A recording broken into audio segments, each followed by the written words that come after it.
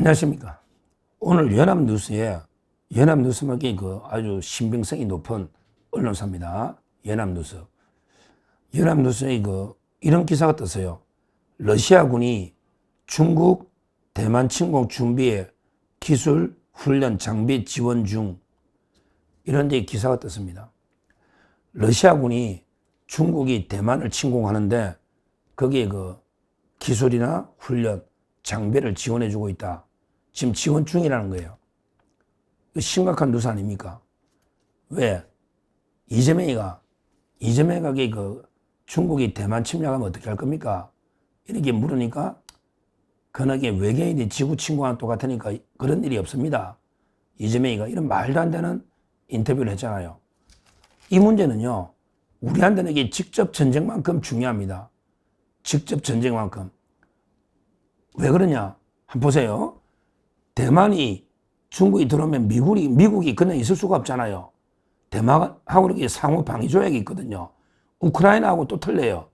우크라이나는 이제 무기 지원이지만 그러게 대만은 직접 미군이 전쟁에 참여를 합니다.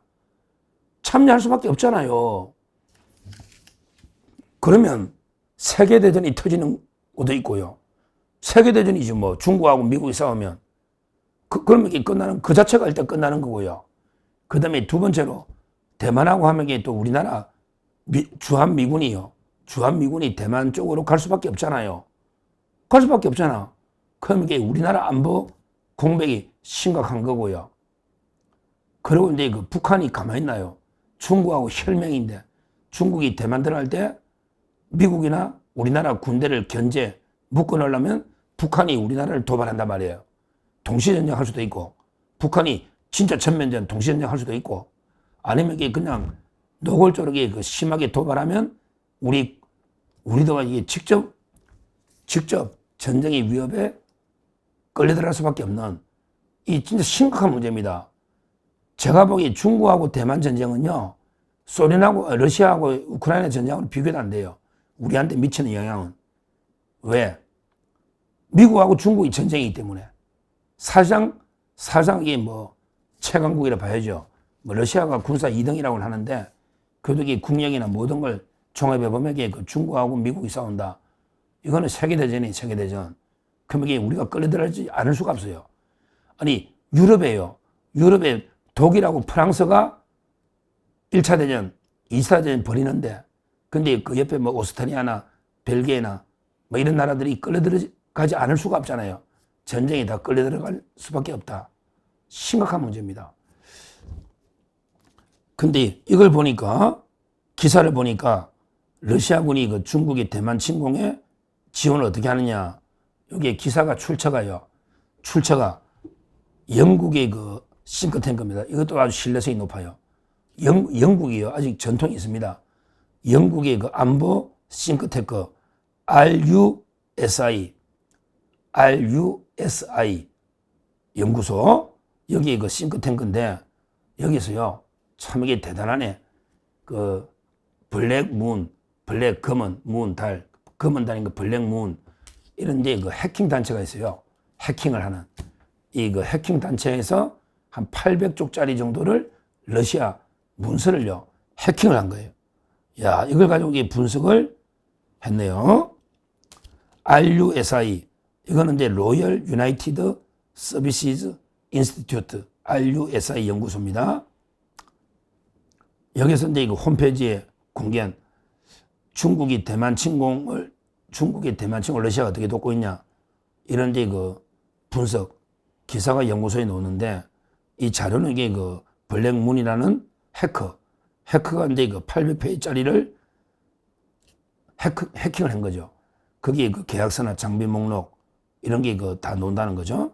실제 러시아가 이제 2023년부터 중국의 인민해방군, 중국은 이제 당의 군대잖아요. 공산당 군대거든요.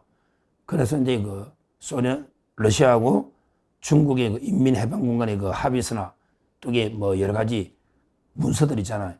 이걸 한 800페이지짜리를 해킹을 해가지고, 그러고 이게 연구소에서 이제 그걸 확보해서 분석해서 발표한 이런 데 기사입니다. 거기에 연구소 발표의 핵심은 뭐냐? 핵심은요.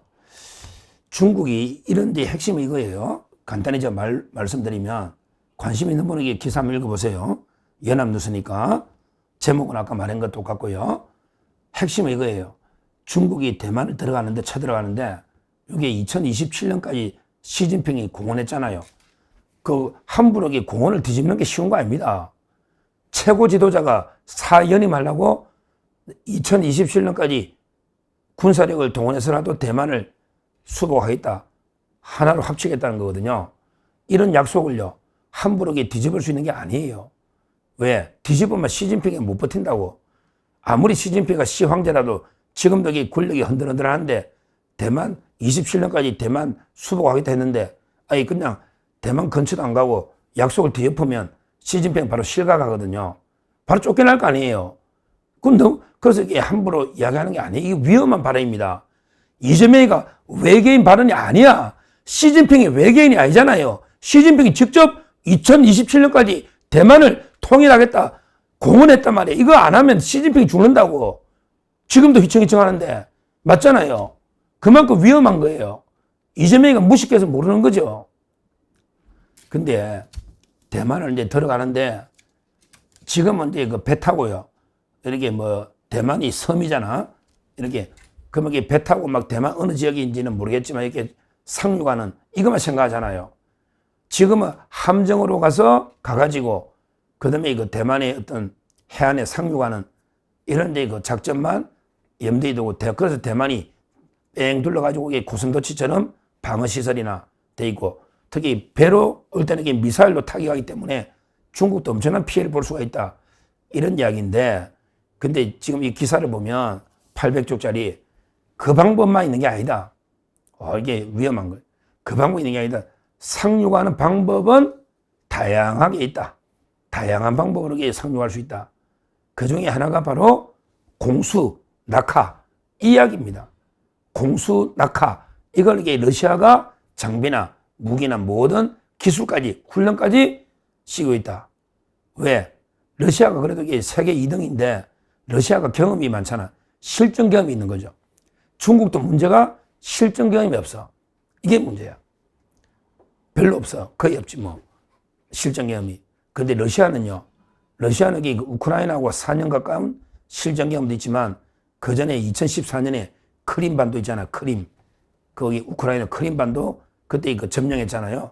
그때도 공수부대 이런 실전 경험이 많다는 거예요. 제대로. 그래서 이제 공수 낙하는 러시아가 장점이 있는 전문 분야다.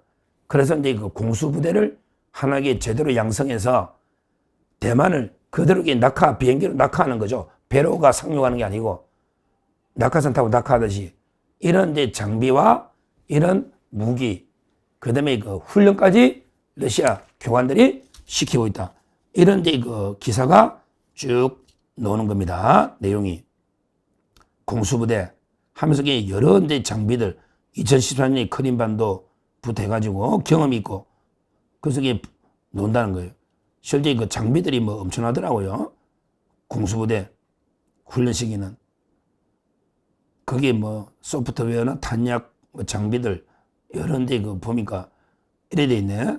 러시아가 이것 때문에 판매한 장비는 100mm 포와 30mm 자동 기관포를 장착한 경량 수륙 양용 공수 장갑차 겸 보병 전투차 여기 37대 또 이게 122mm 포를 장착한 이런 데 대전차 자주포 이런 거 11대 그 외에도 공수 장갑차 11대 여러 가지 이제 지휘 관측용 차량이나 기존의 이런 수많은 장비들 공수 낙하에서 바로 치고 들어가는 이런 걸 장비를 팔고 그 다음에 훈련을 시키고 있다. 이런 데 이야기입니다. 저는요 상당히 현실될 가능성이 상당히 있다 봐요. 지금 전쟁이요 옛날하고 달라요. 지금 핵무기 가진 인도하고 파키스탄도 싸우는데 그 이란 치는 거 보세요. 이스라엘이 전면전 벌이잖아.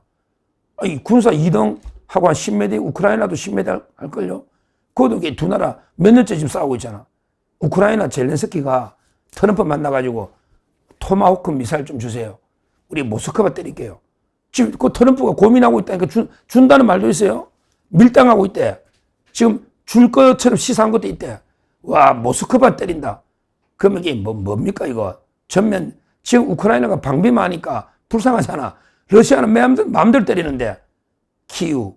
근데 모스크바를 때리겠다. 사정거리, 이걸 달라.